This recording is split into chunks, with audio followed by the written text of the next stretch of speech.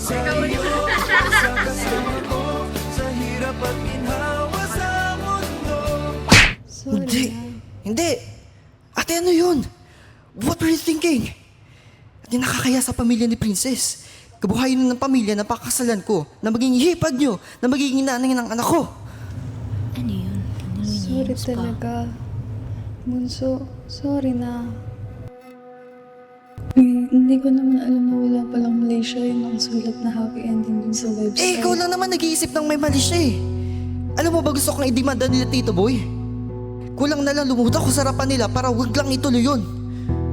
Pero kung sa akin mo ginawa yung pinakulong na kita. CJ, What? that's too much. Nagkamali siya, umamin siya, nagsorry na siya. Isn't that enough? No, it's not enough. Gusto ko maintindihan niya kung bakit niya ginawa yun.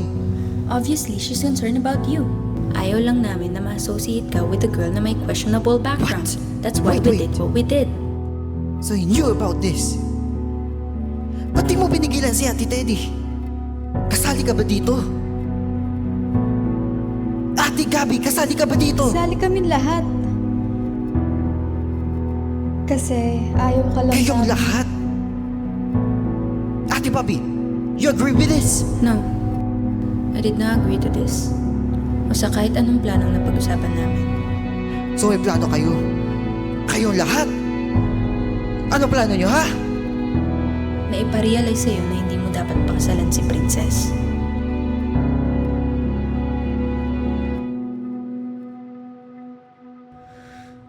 God! Di ba nakiusap na ako sa inyo? Nung pamamanikan? Oo! At nag-behave naman kami gaya ng hiningi mo. Kahit na insensitive at matapobre yung future in-laws mo. Dahil lang naglabas ang prenup, matapobre na kagad? Ano pa ba? Hello? Kulaitin ka nila? Kulaitin nila kami? Anong tingin mo sa kanila? Sandali. Kung papagsalta ka parang di ka mapanlait. Ano? I'm still offended na tinawag mo si Princess na chararat. Masama ba kung magbigay ako ng opinion sa girlfriend Eh, ni kung Chara? tawagin ko kayo yung boyfriend mo na kupal, ha? CJ. Ganun talaga siya. Dahil tinugan niya tsaka si Ate Bobby. CJ, What? don't even go there. Yun na naman totoo ah. Kahit na, sobra ka na. Mas sobra kayo. Sobra kayo makialam. Dahil sobra ka naming mahal. Sana isipin mo yun bago mo pagtaasan ng boss lahat ng tao dito. Pinoprotektahan lang kita. You're our baby brother. Hiniling ka namin sa Diyos. Oo. Hininyo ako. But just in case you miss, hindi na ako baby. I'm a grown-up now making grown-up decisions. At sana maging ganunin kayo. At tanggapin nyo na matutuloy ang kasal namin ni Princess kahit ayaw nyo o hindi.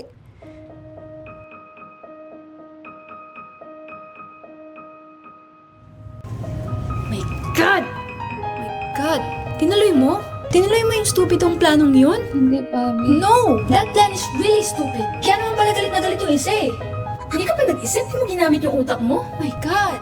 Gets ko na. Palpak nga eh. Huwag mo nang ulitin, di Kaya ba? nga, tingnan mo, imbis na mapagilan natin siya, ngayon mas gusto niya pakasalan yung babaeng yun. Ang tanga lang. Mali ako, pero hindi ako tanga.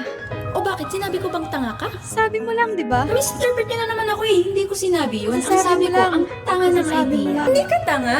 Sana kasi pinatatapos niyo muna kasi ako. Kaya lagi niyo ako nami-misinterpret eh. Alam mo, ikaw palusot ka na naman eh. Ano? Ikaw, nag-New Year ka lang. Ang yabang-yabang Oh, so mo na. this about me now. Misinterpret niya na naman ako eh. Hindi ko naman sinabi yun. Kasama ka sa paglitaw at lubog ng Ang sabi, araw. Kasama ka sinabi sa yun. pagtanda mo kung kumanay mawala. Bata, bro, Karami ka sa pobre ngiti na at kaagad. luha. Kasama ka sa hirap at ginhawa. Karamay ka Naglabas lang ng prenup. Matapobre na kagad. pagsubok. Salamat sa iyo ay sa kasama ko sa hirap at ginhawa sa mundo. Pagsubok ng tadhana, ikaw gustong kasama. Mula sa iyo ang aking saya. Sarap karamay sa Sasabi mo lang, di ba? sarap karamay Sabi mo sa lang. mundo. Sabi mo lang. Ganun naman talaga siya. Dahil tinugan niya. Dahil tinugan. Sana isipin mo